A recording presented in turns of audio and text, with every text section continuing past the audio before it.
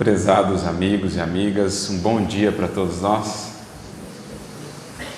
Que Jesus, nosso Mestre, nosso amigo de todos os dias, a todos nos abençoe nesta manhã, que sintamos-nos envolvidos pela sua sublime paz. Antes de mais nada, eu gostaria de agradecer pela oportunidade, pela primeira vez, estarmos aqui compartilhando algumas reflexões. Já estivemos aqui de outra oportunidade fazendo uma visita, mas para nós é uma imensa alegria, para mim, para Flávio, para o Timóteo, que estão andando por aí, por algum cantinho, podemos participar dessa história que, no acumulado do tempo, já vai chegando aos seus 120 anos. Então, para nós é uma imensa alegria, uma honra. Gostaríamos de transmitir essa gratidão na pessoa de um coração que não está aqui presente, mas o está em espírito. Não está fisicamente presente, mas o está em espírito, que é a tia Onete, não pôde estar aqui, mas receba o nosso abraço. Provavelmente ela irá ver o vídeo depois. E também, claro, precisamos nos recordar, e o fazemos com muito carinho, com muita gratidão, dessas figuras que nos congregam aqui.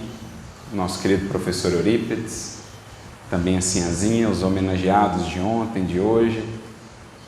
E pensando nesse dia consagrado à memória dos que nos antecederam, que bênção é podermos conhecer a doutrina espírita, que nos relembra aquilo que o próprio Mestre nos havia falado, que Deus não é Deus de mortos, mas dos vivos e mortais, porque para Ele todos vivem.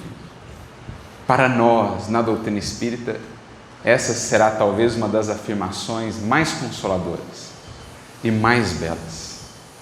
Então temos essa alegria de realmente sentirmos-nos conectados com esses que nos antecederam na grande jornada, que nos esperam do lado de lá, que seguem trabalhando do lado de lá, pela grande causa que todos nós abraçamos. Que Eurípides, que Sinhazinha recebam então o nosso abraço e possam nos ajudar, nos inspirar nas reflexões desta manhã. E quando pensávamos sobre o tema que escolheríamos, a passagem aqui do Evangelho segundo o Espiritismo, nos veio à mente, ao coração, uma daquelas que, já dissemos isso outras vezes, é uma das nossas preferidas do Evangelho segundo o Espiritismo. Pela sua beleza, pela pertinência da sua mensagem para os nossos tempos. É claro que o que aqui está, bem como na mensagem de Jesus, no Evangelho, é válido em todo o tempo, porque diz respeito ao Espírito, tem natureza atemporal. Mas também nos dirão aqui os Espíritos que cada época tem o seu vício e a sua virtude mais características. Dirão-nos os benfeitores que a grande virtude do nosso tempo é a atividade intelectual. E isso nós vemos de maneira patente nos progressos e desenvolvimentos de natureza material, sobretudo, que nos cercam. É impressionante. Vemos os patamares que temos alcançado. Por outro lado, no que diz respeito ao vício, dizem lá os benfeitores, teríamos a indiferença. E, de maneira atrelada a essa indiferença, teríamos, ou poderíamos até expandir esse conceito de indiferença, direcionada ela principalmente para as questões do espírito, para as questões verdadeiras, para as conquistas reais da vida.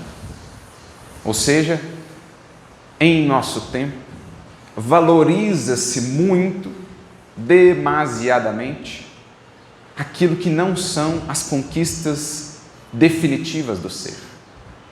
Ou, pior do que isso, aquilo que são simplesmente capas, um certo verniz, que a personalidade vai trazendo para si e que julga elas sejam os elementos verdadeiramente definidores da sua grandeza, mas que na verdade não indicam uma grandeza real, porque são simplesmente capas, são simplesmente ornamentos. Então nós vemos que muitos e muitos corações valorizam sobremaneira aquilo que de fato não tem essência, não tem perenidade, aquilo que de fato não tem substância, profundidade. A criatura vai se revestindo de capas, de camadas, mas internamente segue num vazio existencial, na ausência de uma solidez interior quanto aos verdadeiros valores. Então nós escolhemos essa mensagem que já foi lida aqui, lá no capítulo 7, bem-aventurados os pobres em espírito, item 12, uma mensagem que gira em torno do orgulho e, por conseguinte, também da sua antítese, que é a humildade. E nós a trouxemos porque gostaríamos de falar sobre isso, sobre os valores, sobre as referências que a humanidade ainda toma, pelo menos para a grande maioria das pessoas. E como que na escolha de valores equivocados, de referências que não são as melhores, toda a nossa atuação, toda a nossa busca vai decorrer disso. E aí, como consequência, muitas aflições, muitas desilusões, por estarmos perseguindo o que realmente não tem valor, ou o que não tem valor real, em detrimento daquilo que teria. Então, a nossa meta é refletirmos dentro desse universo da fala de Jesus. Bem-aventurados os pobres em espírito. Onde o mundo muitas vezes não verá riqueza, o Cristo verá. Onde o mundo muitas vezes não verá grandeza, o Evangelho nos ajudará a ver. A riqueza, o valor, portanto, da simplicidade. Uma outra lógica, uma outra medida de grandeza que o mundo em geral ainda não valoriza. Porque o que Adolfo vai descrever muito bem acerca dos nossos tempos é o quanto as criaturas ainda perseguem aquilo que faz brilhar os olhos, mas que não necessariamente toca, desperta o coração, a consciência. As criaturas que perseguem desesperadamente os ornamentos da personalidade do mundo, sejam os títulos, seja a fortuna, sejam os cargos, a influência, o prestígio, a fama, o reconhecimento, enfim, coisas que brilham aos olhos e que fascinam ainda muitos e muitos espíritos, que cedo ou tarde chegam a perceber o vazio dessas buscas, brilhantes por fora, mas vazias por dentro, fascinantes, encantadoras num primeiro momento, mas que cedo ou tarde o espírito percebe, não são capazes de satisfazê-lo de fato naquilo que ele busca, porque todo espírito criado por Deus, a Deus destinado, no fundo, no âmago, tem fome, tem sede de eternidade, de infinito, de virtude, de paz e de amor. E as conquistas, os brilhos, os valores do mundo não necessariamente haverão de nos conferir isso, porque aprenderemos com a doutrina espírita e com o Evangelho que isso decorre sobretudo do nosso modo de agir, de como qualificamos cada ação, dos pensamentos e das buscas que cultivamos. Então, essa é uma compreensão fundamental para nós, espíritos em jornada. Qual a minha referência de valores? Porque disso decorre a natureza das minhas buscas. E cada um nos caminhos da vida há de encontrar o que tem buscado. Quem busca a ilusão, há de encontrar cedo ou tarde a desilusão que lhe acompanha. Agora, quem busca o que é real, o que é verdadeiro, o que é profundo, há de encontrar a paz que decorre de uma construção perene sobre bases mais sólidas. Vamos, portanto, refletir à luz das lições de Jesus sobre a importância da simplicidade, a riqueza daquilo que é simples, a importância do que é verdadeiro, a importância daquilo que realmente agrega ao espírito. Porque, mais uma vez, lembrando o próprio Mestre, conforme a nossa busca, assim o nosso caminho, assim o que encontramos. Porque onde estiver o teu tesouro, aí estará o teu coração. Nosso coração, como bússola divina, nos conduzirá àquilo que elegemos como tesouro. O tesouro é por nós escolhido. É aquilo que nós consideramos mais valioso. Agora, que infelicidade para aqueles espíritos que elegerem como tesouros aquilo que de natureza material é tão efêmero e tão passageiro. Agora, que felicidade para aqueles espíritos que elegerem como tesouros aquilo que os acompanhará eternidade e imortalidade afora. E uma das principais contribuições de Jesus, quando esteve entre nós, foi, pelo seu exemplo, pelas suas lições, justamente nos ajudar a retificar o senso de valor e de grandeza. Pensemos um pouco, voltando no tempo, no contexto em que Jesus viveu, que em boa parte ainda se aplica aos nossos tempos, o contexto de valores e de referências. Naquele tempo, nós tínhamos o Império Romano, e os imperadores, os Césares, eram tidos por extremamente poderosos. Mas em que bases estava construído esse poder? Então, você olha lá para César, sua palavra era basicamente lei em todo o império. O que ele dissesse seria cumprido. A tal ponto que esse espírito se sentia projetado à condição de um Deus. Tanto que existia a religião de adoração a César. E mais tarde, muitos dos mártires seriam levados ao martírio justamente por se negarem a prestar culto a César, a uma criatura que se arrogava o título de Deus. Por quê? Imaginemos esse espírito imerso naquela condição. Áulicos e mais áulicos, servidores e mais servidores, bajuladores e mais bajuladores, colocando-o no pináculo do mundo, todos os dias insensato, tendo ao seu alcance todos os prazeres imagináveis. Ele poderia conseguir com uma simples determinação.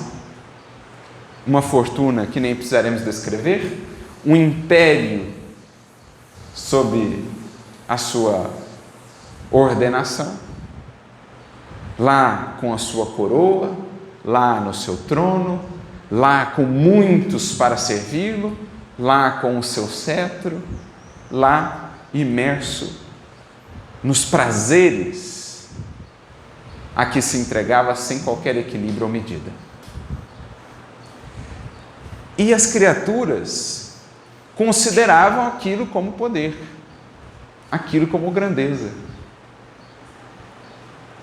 Muitos se revoltavam, naturalmente, com a opressão exercida pelo império em muitas regiões, mas no fundo, invejavam a condição, porque se pudessem, queriam ser César. Se lhes fosse dada a oportunidade de trocar, eu me coloco no lugar de César. Se lhes dessem a oportunidade, você quer acabar com o império ou você quer assumir o lugar de César? Muito certamente, a imensa maioria das criaturas diriam, eu quero o lugar de César. O problema é só que eu estou aqui embaixo, se eu estiver em cima não tem problema nenhum ter o império com a sua opressão, com os seus excessos, o problema é só que não sou eu que estou lá usufruindo disso. Então, no fundo, existia uma inveja. As criaturas desejavam aquilo. E aí a gente fica a lembrar de um encontro histórico, muito marcante para nós cristãos, que se deu ali por volta, meados da década de 60, quando frente a frente estiveram César, à época Nero, o primeiro perseguidor dos cristãos, depois de Saulo de Tarso, né? Mas entre os romanos, o primeiro perseguidor dos cristãos. E frente a frente com ele, aquele que outrora havia sido o primeiro perseguidor, agora convertido no maior arauto do Evangelho, Paulo de Tarso. E a gente fica a imaginar a cena, o Emmanuel nos descreve ela no livro Paulo Estevão, mas a gente fica criando, né, a tela mental, assim, na tela mental, a imagem, a cena. Então vocês imaginem só, Paulo a essa altura, quase 30 anos já de apostolado, aqueles que o viam diziam, ele era cicatriz de alto a baixo, quase que não tinha uma parte daquele corpo sem cicatriz. A pele crestada pelo sol, das muitas jornadas pelo deserto, no entorno do Mediterrâneo, os cabelos encanecidos já pela luta árdua e áspera daqueles tantos anos. Então o corpo alquebrado, mas do olhar irradiava algo de sublime, uma autoridade que inspirava reverência, a tal ponto que o próprio Nero fica assustado quando ouve as palavras daquele homem. A princípio, quando ele vê entrando, mas esse é um dos principais seguidores do Nazareno, é isso que está causando aí tanto alvoroço no império? É essa figura? Na hora que Paulo começa a falar, a opinião de Nero muda rapidamente. Mas olhemos o contraste da cena. De um lado, Nero, à época, se não me falha a memória, ainda jovem, sentado no seu trono. Nero tinha suas extravagâncias, então ele usava como uma espécie de monóculo, de óculos, uma esmeralda. Então ele usava uma esmeralda para olhar assim as pessoas. Você imagina o cetro, a coroa, aquela corte de áulicos, de seguranças, a guarda, né, pretoriana ali, Tigelino, entre outras figuras. Então nós temos essa figura ali, cercada de ouro, de brilho, de pedras preciosas, o cetro, a coroa, a vestimenta púrpura, provavelmente, do império, do reinado e tal. Diante dele, aquele homem, alquebrado, cabelos encanecidos, mãos algemadas, uma vestimenta simples. E aí a gente fica a se perguntar, não é? Quem vê a cena com os olhos da matéria, vê logo esse contraste e poderia achar que Nero estaria em melhores condições. Afinal de contas, juventude, riqueza, poder, tal. Mas quem vê a cena pelos olhos do Espírito, consegue mentalmente responder a essas indagações. Quem nesta cena verdadeiramente era livre? Paulo estava com as mãos algemadas, Nero não. Mas quem realmente era livre? Quem nesta cena verdadeiramente era um rei? No sentido da coroa da conquista de si mesmo. Nero trajava lá a sua coroa. A coroa de Paulo eram os cabelos encanecidos na luta, mas existia uma coroa espiritual. Como mais tarde nós veríamos naquela passagem interessante a respeito de Kardec, registrada no livro Obras Póstumas, a tiara espiritual, uma médium que via em Kardec uma espécie de tiara, de coroa espiritual, a denotar a grandeza do Espírito. Quem nesta cena era rico? Nero, cheio de pedras preciosas, naquele palácio soberbo, ou aquele homem que tinha vestimenta paupérrima, não tinha sequer um alforje a carregar de posses? Quem era rico? Quem de fato cultivava a juventude do espírito, o vigor do espírito? Nero com a juventude física ali, entregue a todos os excessos, ou aquele homem com o corpo já consumido, mas consumido pelo serviço no bem, o que faz com que o espírito mantenha-se sempre jovem, vigoroso. Então, indagações que surgem para nós, decorrentes dessa mudança de perspectivas que o Evangelho nos traz. Porque Paulo levava a cabo, Paulo demonstrava em vida a mudança de valores que o rei de todos os reis trouxe a este mundo. Porque ele era anunciado, há muitos séculos ele era esperado. Jeremias, Isaías, Ezequiel, Daniel, entre outros tantos profetas, haviam previsto o enviado de Deus, o Messias virá. Só que muitos, dentro da lógica com a qual estavam acostumados, esperavam um rei nesses moldes. Porque os reis, os imperadores eram conhecidos pelo quê? Pela grandeza, pelo brilho, pelo fausto, pelas armas, pelos exércitos, pelos servidores.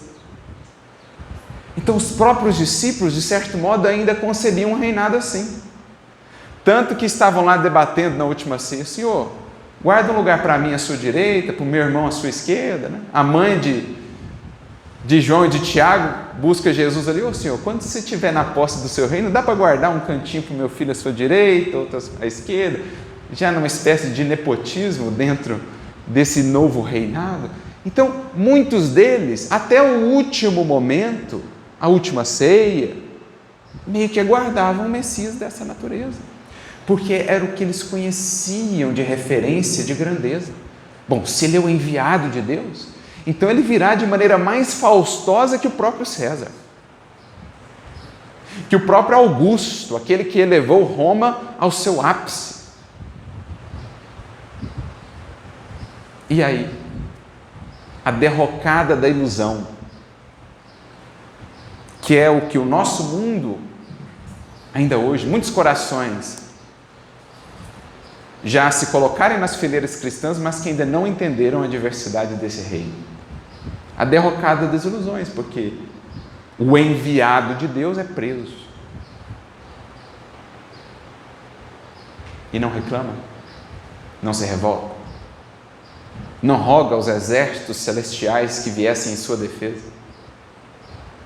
Caminha silenciosamente até o monte conhecido como Calvário, não sem antes deixar lições sublimes para nós acerca da verdadeira grandeza, dos verdadeiros valores, que pedirão de nós um olhar espiritual, porque a princípio não brilham aos olhos, mas quem vê com os olhos do Espírito não tem como não se encantar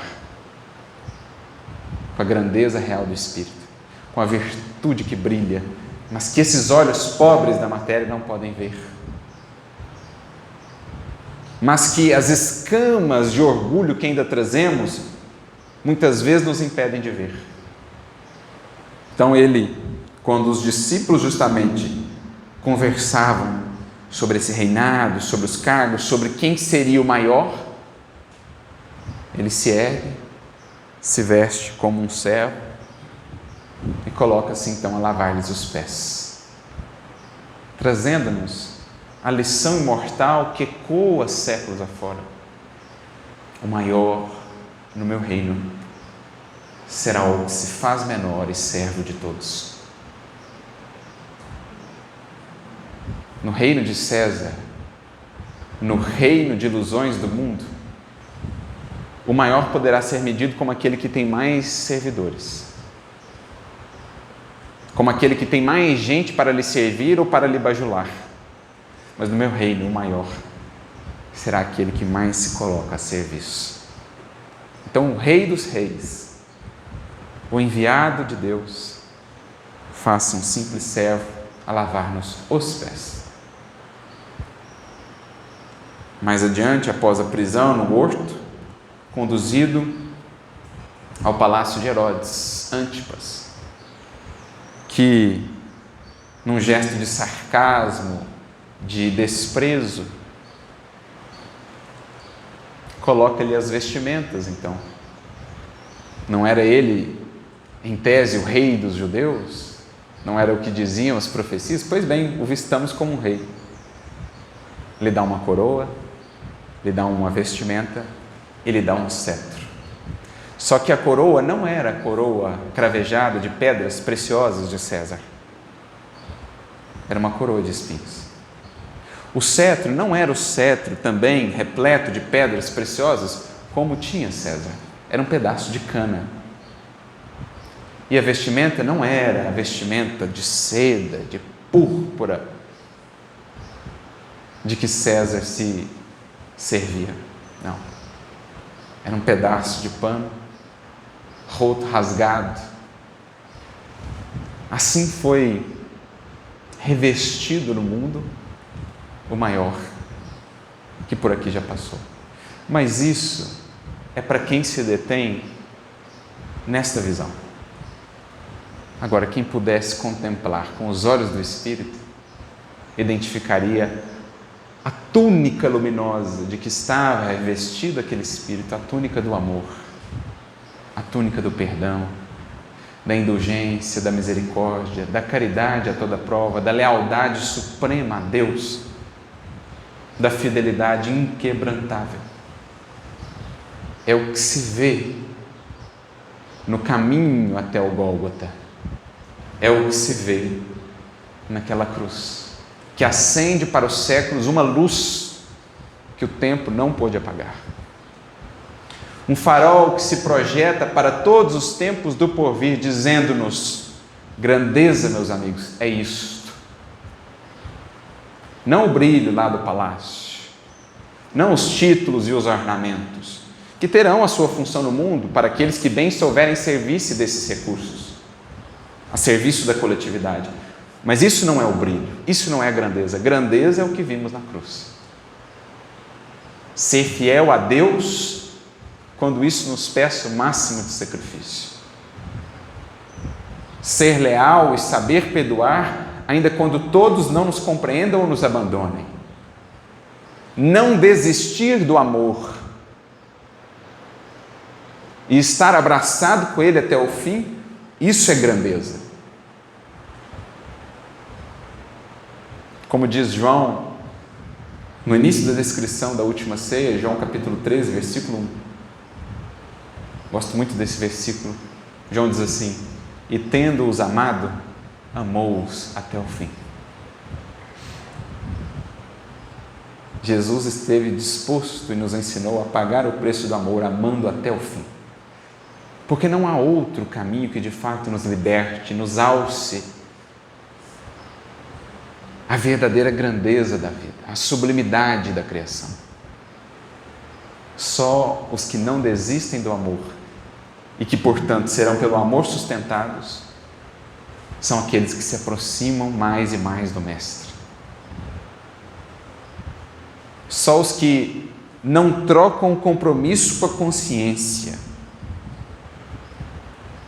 pelas ilusões e promessas do mundo são os que de fato se engrandecem para a história e como exemplo para outras vidas. É isso que o Cristo nos ensinou, deixando um marco, uma nova referência, absolutamente diferente daquela anterior. Mas o que o Espírito Adolfo, o bispo de Argel, está nos dizendo é que muitos dos dramas, dos problemas, das dores e das ilusões do mundo decorrem da incompreensão quanto a isso. Mesmo no seio daqueles que já dizem seguir. Recapitulando as próprias palavras do Espírito no parágrafo que mais gostamos dessa mensagem, ele diz: por que haveis de ter em maior estima o que brilha e encanta os olhos do que o que toca o coração? Então, a gente fica a pensar em coisas básicas, né? O que eu desejo de grandeza para o meu filho? Que ele brilhe para o mundo? Ou que ele saiba tocar os corações, ainda que passe pelo mundo anônimo? O que eu quero para o meu filho? Que ele ornamente e ajunte tantos e tantos títulos? Ou que ele encontre o maior de todos, que é o de servidor? O título de amigo bem honrado? O título de irmão, o mais elevado que poderemos almejar? Diz-nos Emmanuel. É interessante isso, porque às vezes não pensamos e vamos seguindo dentro desse modelo, de modo que se ele não tiver isso, há frustração. De modo que vencer na vida para nós é entendido como está indo muito bem na profissão, está lá numa posição de destaque. E se materialmente der tudo errado e, no entanto, ele se mantiver fiel, será que eu verei nisso um espírito que está vencendo na vida? E se às vezes a proposta para essa encarnação é ele ficar uma encarnação inteira na cama, como um Jerônimo Mendonça, será que eu verei nisso, ele passando pela prova com resignação, com humildade, alguém que venceu na vida? Ou eu almejo os galarins, os aplausos? Claro que existirão espíritos que, pela tarefa nessa existência, serão levados a essas posições. E nós sabemos com a doutrina espírita, são provas muito difíceis. A abundância de recursos do mundo, as posições de poder, os galarins do prestígio nesse mundo são provas extremamente difíceis. De modo que vencer na vida não é chegar lá, é passar por lá sem perder a grandeza,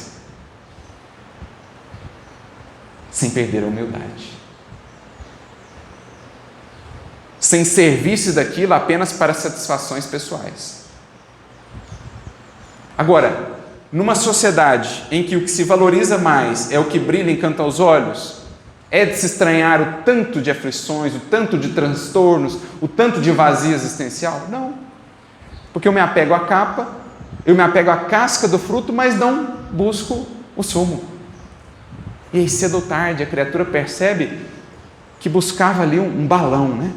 Parecia enorme aquilo, de repente vem a vida com um alfinete e mostra-nos o vazio de tudo aquilo que a gente cultuava, de tudo aquilo que a gente idolatrava. Vem a vida e nos bota na cama, vem a vida e nos tira a fortuna, vem a vida e nos tira o cargo, e aí a gente vê o balão murchando, é a vida dizendo: meu filho, não cultua ar, não. Isso aí é ar. Isso aí é vazio. Cedo ou tarde você vai ser impelido a deixar. Volta-se para dentro de si e busca a verdadeira grandeza. Por isso prossegue o Espírito: por que fazeis do vício na opulência objeto das vossas adulações, ao passo que desdenhais do verdadeiro mérito na obscuridade? Gente, quem que a imprensa busca?